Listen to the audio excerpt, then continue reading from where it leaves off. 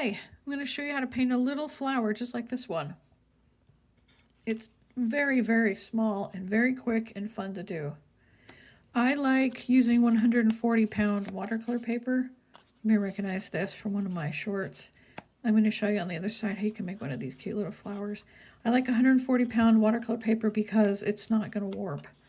It bends, but if you put it out, by the time it dries, you can flatten it under something. You're not going to get watercolor paper that's all warped and your painting won't look all distorted. I like the side that doesn't have a lot of texture, but we're going to go ahead and use this other side because I have it. I'm going to use these 3 brushes. These are some of my favorites, and my trusty old watercolor palette. I've already got the paints all wet. So first of all, what we'll do is get some pretty thick red paint here, okay? And put some ink dots.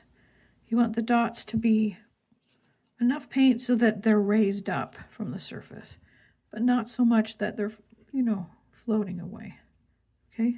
So there you have some little dots. Can you see how they're raised and wet? Now rinse off your brush.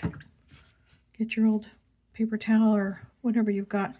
Touch the center, pull it out and back. Get your brush wet again. Out and back. Rinse off your brush.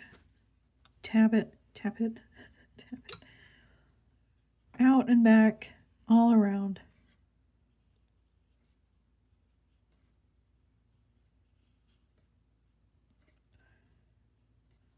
And this is pretty wet. You can see it in the light. I like this plastic watercolor brush to move paint around and create extra little lines while it's wet.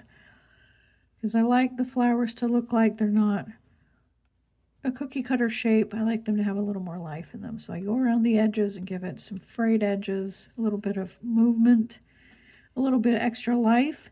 And you'll also see some of the lines later when you add your darker colors. And I think that's really pretty cool. All right, so I'm putting those 2 brushes down and I'm getting my smaller brush. And up here I've got some red, but it's also mixed with a darker brown. So while this is still wet, go around the center and just dab with the tip all around here. And the wet paper will start moving the darker pigment further out to the edges. So it will look like you have more of a dimensional flower.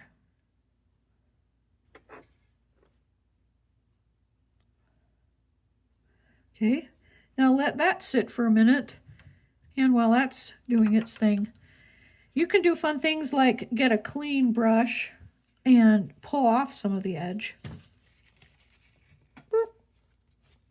Pull off some of the color if you want to do that, you can. Adds even more dimension. You don't want to do it everywhere, just in a few places. Think about where your light might come. Think about what petals might be shaded. And then, while this is drying a little bit up there, I'm going to get my other brush and clean it off a little bit. I've got some great green from something else. And I'm going to, just with the tip of this, this is really loose, okay? And I just want to use the very tip to create just the teeniest, thin, nice little stem there, okay? And that's nice. And then if you want to create a leaf, the very tip, touch it, and then push down and pull it. And while you're pulling it, you want to pull it back up. So you get it. The beginning and the end are thin. Well, since I accidentally touched that, let's do this one here.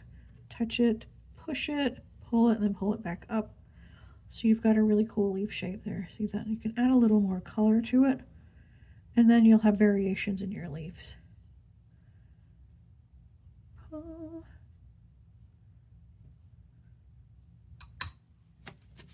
I don't love how that looks over there, so I'm going to lift it back up. I don't like how this petal is right in the middle. If I were to do it again, I would change that. But nonetheless, here we are. All right, so I'm going to get my little brush again. Now, this is still pretty wet. Let's see if I can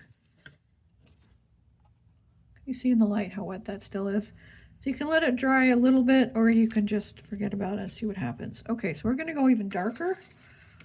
I've got a dark brown. This is a mix of blue and red that I was using to make a dark color for something else. So I'm using it just on the insides of this.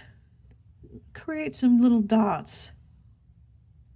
That'll start looking like it's the center of the flower. Dots. You can do some in the middle. Nature has some pretty patterning in the center of flowers. So you can do it just like that. A little bit darker even. And create your point. And just add a little darker to the end, to the center, a couple here and there.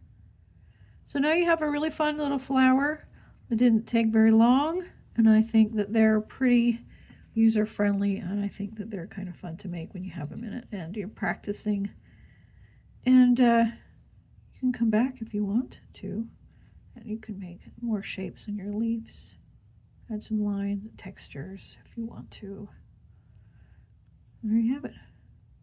Take care.